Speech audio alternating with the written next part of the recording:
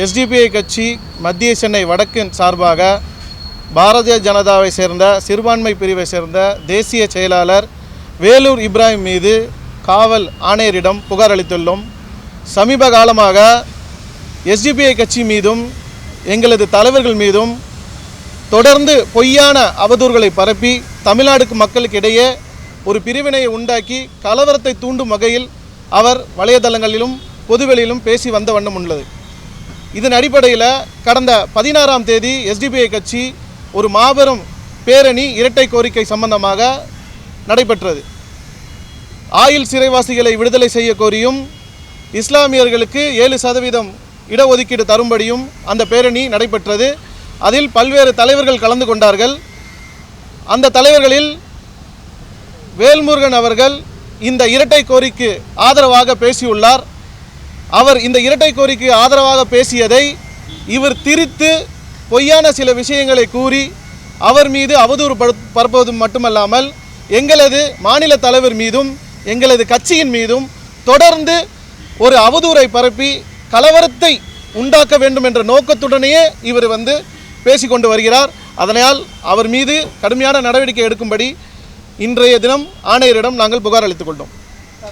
தடை செய்யப்பட்ட பிஎஃப்ஐ இயக்கத்தை பற்றி பேசினாராமா, அதே மாதிரி ராணுவத்துக்கு இணையான ஒரு அமைப்பு அப்படின்னு சொல்லிட்டு அந்த பிஎஃப்ஐக்கு சப்போர்ட் வாங்கி பேசினாரா சொல்லிட்டு அவர் புகாரை தெரிவிச்சிருக்காரு. ஒரு தடை செய்யப்பட்ட இயக்கம் வச்சு எப்படி பேசலாம் அப்படி வேல்முருகன் உண்மையிலே பேசினாருங்களா? இல்லை, வேல்முருகன் அவர்கள் கிட்டத்தட்ட ஒரு 15 காலமாக எஸ்டிபிஐயுடன் தொடர்ந்து இது பண்ணுவார். எஸ்டிபிஐ பற்றிய ஒரு தெளிவான இது என்னன்னா, இது ஒரு பேர் இயக்கம். நாங்கள் ஜனநாயக முறையாக அரசியலில் நின்றுருக்கோம். தற்சமயம் எம்பியில் கூட எங்களுடைய நெல்லை முபாரக் நின்று 2 லட்சம் வாக்கு மேலே எடுத்திருக்காரு.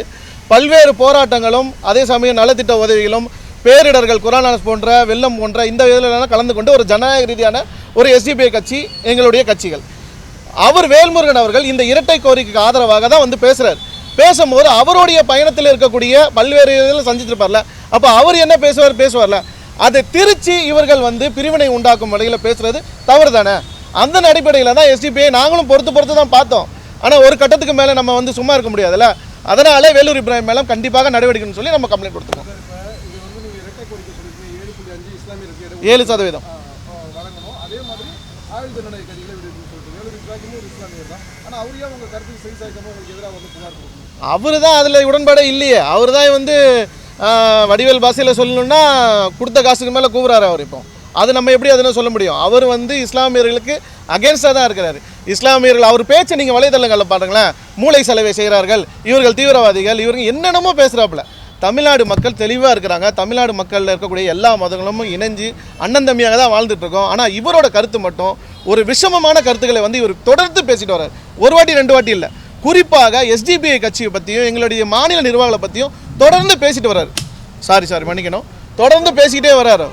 இது நாங்கள் ரொம்ப வன்மையாக கண்டிக்கிறோம். எங்களை பற்றி பேசுகிறதுக்கு அவருக்கு எந்த தார்மீக உரிமையும் கிடையாது. அவருடைய வரலாறு அவரை பற்றி எல்லாருக்குமே தெரியும்.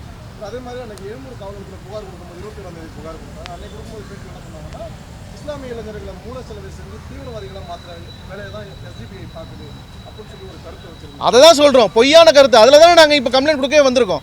அவர் எதன் அடிப்படையில் சொல்கிறாரு? இந்த மேலப்பாளையத்தில் அமரன் படத்தில் போட்டதா எங்கள் மாநில தலைவர் வீடு அங்கே இருக்குது, அதனால தான் அப்படி போட்டேன்னு சொல்கிறாங்க. இதெல்லாம் நம்பர் முடியுமா இருக்கா? இதெல்லாம் பேச்சா? இஸ்லாமியர்கள் எல்லாம் இப்போ தெளிவாக இல்லையா? இளைஞர்கள்லாம் தெளிவாக இல்லையா?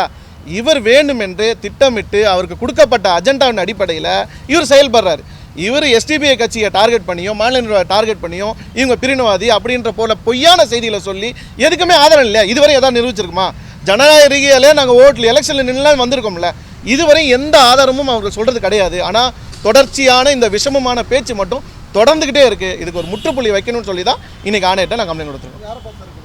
நம்ம சிடபிள்யூசி ஏசி சாரையும் ஜெய் சாரையும் பார்த்து கொடுத்துருக்கோம். கிரிவன்ஸில் கொடுத்து நீங்கள் அக்னாலஜ்மெண்ட் பண்ணுங்களா, அந்தமாதிரி கிரிவன்ஸில் கொடுத்து நாங்கள் அக்னாலஜ்மெண்ட் வாங்கியிருக்கோம். சம்மந்தப்பட்ட காவல்துறைக்கும் அமைச்சு நடவடிக்கை எடுக்கிறதா நம்மகிட்ட சொல்லியிருக்கோம்.